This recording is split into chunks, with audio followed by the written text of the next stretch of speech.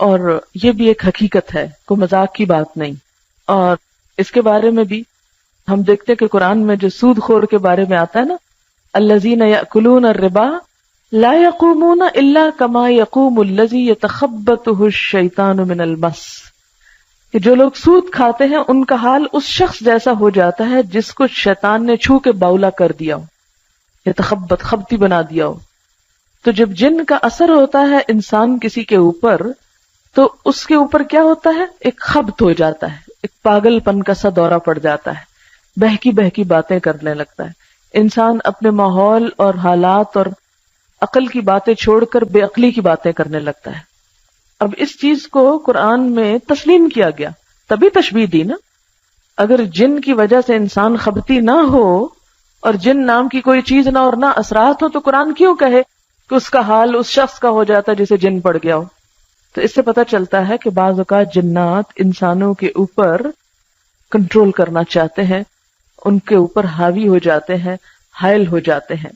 اور ویسے بھی نبی صلی اللہ علیہ وسلم نے فرمایا ہے کہ شیطان انسان کے جسم میں خون کی طرح دوڑ رہا ہے، آتا ہے جاتا ہے، گھومتا ہے پھرتا ہے اور دل تک پہنچتا ہے، وسوسے ڈالتا ہے، پھر بھاگ نکلتا ہے. امام احمد بن حنبل کے صاحبزادے عبداللہ کہتے ہیں، میں نے اپنے والد سے کہا کچھ لوگ کہتے ہیں کہ جن آصیب زدہ کے جسم میں داخل نہیں ہوتا. والد نے جواب دیا، بیٹا یہ لوگ جھوٹ کہتے ہیں، سچ یہ ہے کہ جن ہی انسان کی زبان سے بات کرتا ہے.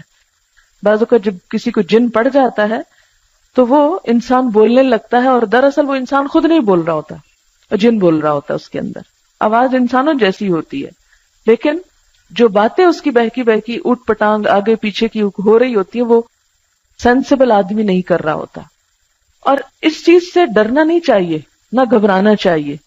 یہ میں اس لیے کہہ رہی ہوں کہ عموماً اگر کسی شخص کو ہم دیکھیں کہ اس کا یہ حال ہو گیا تو ہم ہاں ہاں کر کے پیچھے بھاگ جاتے ہیں کہ کہیں ہم کو بھی نہ پڑ جائے، یا ہم خوف زدہ ہو جاتے ہیں یا پریشان ہو جاتے ہیں، ہاتھ پاؤں پھولنے لگتے ہیں، جسم سے جان نکلنے لگتی ہے، تو پتہ نہیں کیا چیز ہو گئی ہے. یہ اس سے کیوں پریشان ہو رہے ہیں، وہ تو آپ کے اپنے جسم میں بھی دوڑ رہا ہے.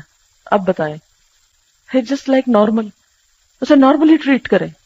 اور اگر آپ ڈر کے بیٹھ گئے تو جن کو پتا چل جائے گا آپ ڈر رہے ہیں، اس کو چھوڑ کے ہو سکتا ہے آپ کے پیچھے آ جائے. اس لیے جن سے نبٹنے کا سب سے آسان طریقہ یہ ہے کہ وہ آپ سے کمتر مخلوق ہے، کمتر. یہی تو بیچارہ کہہ رہا ہے، ھذا الذی کرمت علیہ، یہ جسے تو نے مجھ پہ عزت دی ہے، مجھ پہ فضیلت دی ہے. یہی تو جھگڑا تھا، یہی تو جھگڑے کی بات ہوئی اور آپ نے اس کی برتری تسلیم کر لی، تو پھر آپ پہ کیوں نہ حملہ آور ہو.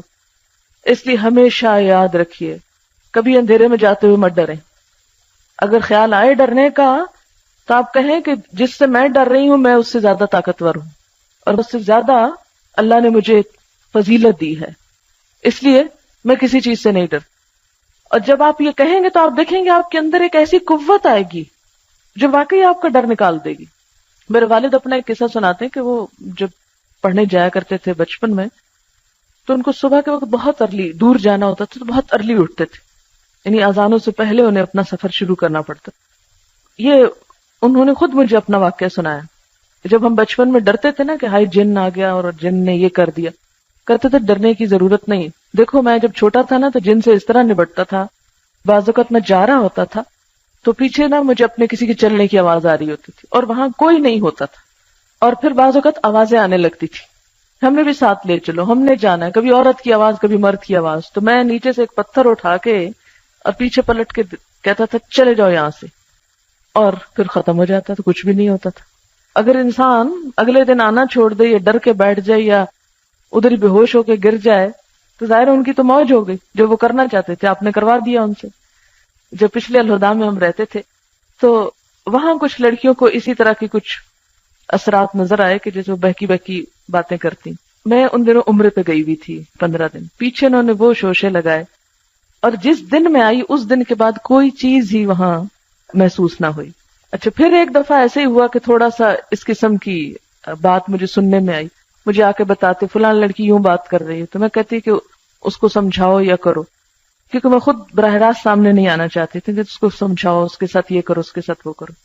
اچھا وہ ہوا یہ، وہ ایک دن بولنے لگ گئی کچھ، اور بولتے بولتے وہ جن اپنا نام بولنے لگ گیا اور پھر ایک نیا افسانہ شروع ہو گیا اور لڑکیاں اس سے بات پوچھنے لگ گئیں.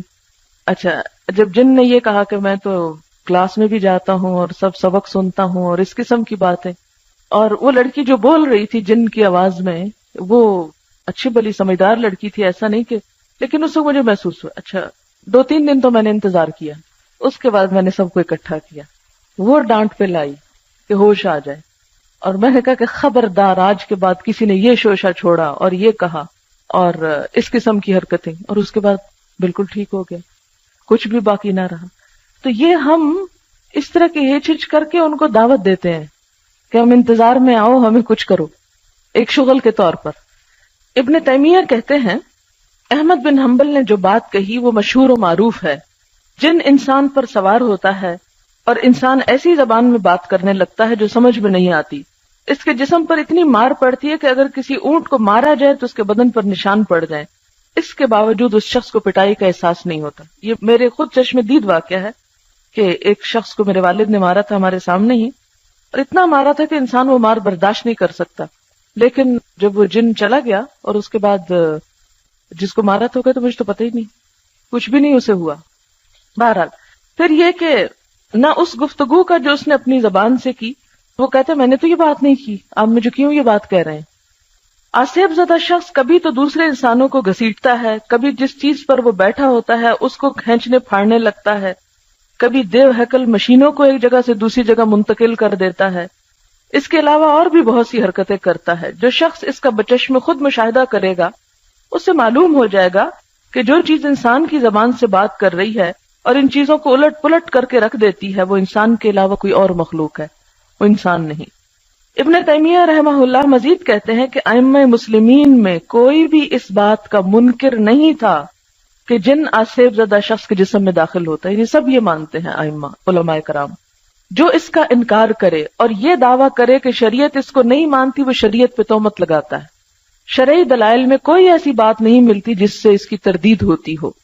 علامہ نے مزید کہا کہ جن لوگوں نے آصیب زدہ کے جسم میں جن کے داخل ہونے کا انکار کیا ہے، یعنی جو یہ کہتا ہے کہ جن انسان کے اوپر نہیں آتا یا نہیں آ سکتا، وہ معتزلہ ہیں. یعنی اس دور میں کچھ ایسے لوگ تھے کہ جو دین کی باتوں کا انکار کرتے تھے، تو انہوں نے کہا کہ یہ وہ لوگ ہیں. پھر اسی طرح یہ ہے کہ یہ پانی پہ اپنا تخت بچھاتا ہے، وہاں سے اپنے فوجی دستے روانہ کرتا ہے لوگوں کے پاس بہکانے کے لیے، اور اس کے نزدیک سب سے معزز وہ ہوتا ہے جو سب سے بڑا فتنہ گر ہو. اور خصوصی طور پر شیطان اس اپنے کارندے کو سب سے زیادہ چاہتا ہے جو شوہر اور بیوی کے درمیان جھگڑا پیدا کر کے آئے. مسلم احمد میں کہ نبی صلی اللہ علیہ وسلم نے ابن سعید سے کہا تمہیں کیا نظر آتا ہے؟ اس نے کہا سمندر کی سطح پر ایک تخت نظر آتا ہے جس کے ارد گرد بہت سارے سانپ ہیں. نبی صلی اللہ علیہ وسلم نے فرمایا ابن سعید نے صحیح کہا، وہ ابلیس کا تخت ہے. پھر اسی طرح یہ ہے کہ جنات کی جناتی فوجیں ہوتی ہیں، اور جیسے کہ اللہ تعالیٰ قرآن پاک میں فرماتے ہیں الم تر انا ارسلنا الشیاطین علی الکافرین، جو کافروں کے اوپر مسلط ہوتی ہیں تعزهم عزا، جو انہیں حق کی مخالفت پہ خوب اکساتے ہیں. پھر اسی طرح یہ ہے کہ ہر انسان کے ساتھ ایک ہمزاد شیطان ہوتا ہے، جیسے ایک فرشتہ ہوتا ہے نا جو اسے کبھی نہیں چھوڑتا. صحیح مسلم میں حضرت عائشہ رضی اللہ تعالی عنہا کی حدیث ہے، وہ کہتی ہیں کہ ایک رات نبی صلی اللہ علیہ وسلم میرے پاس سے نکلے، مجھے غیرت آئی اور میں بھی پیچھے نکل گئی. آپ واپس ہوئے اور میری سانس پھولنے کی کیفیت دیکھی تو فرمایا کیا تم کو غیرت آ گئی تھی؟ میں نے کہا بھلا مجھ جیسا آپ جیسے پر کیوں نہ غیرت کرے گا؟ آپ نے فرمایا کیا تمہارے پاس تمہارا شیطان آ گیا تھا؟ میں نے کہا اے اللہ کے رسول کیا میرے ساتھ شیطان ہے؟ آپ نے فرمایا ہاں. میں نے کہا کیا ہر انسان کے ساتھ شیطان ہے؟ آپ نے فرمایا ہاں. میں نے کہا آپ کے ساتھ بھی؟ آپ نے فرمایا ہاں، لیکن میرے رب نے اس کے مقابلے میں میری مدد کی ہے اور وہ میرے تابع ہے، یعنی وہ مجھے کچھ نہیں کر سکتا. تو نبی صلی اللہ علیہ وسلم نے چونکہ دین کو محفوظ حالت میں پہنچانا تھا، لیکن ہر انسان کے ساتھ لگا ہوا ہے. اور اس میں یہ بات بھی آتی ہے کہ جب ایک انسان اپنے گھر سے نکلتا ہے اور اس وقت وہ دعا پڑھتا ہے بسم اللہ توکلت علی اللہ لا حول ولا قوت الا باللہ، تو کیا ہوتا ہے؟ ایک فرشتہ کہتا ہے ہدیتا و کفیتا و بقیتا، تو ہدایت پا گیا، تو بچا لیا گیا اور تو کافی کیا گیا، یعنی اللہ تجھ کو کافی ہو گیا، اب تمہیں شیطان نقصان نہیں دے سکتا. یعنی جس راستے پہ تم نکلو گے خیر اور بھلائی کا ہوگا.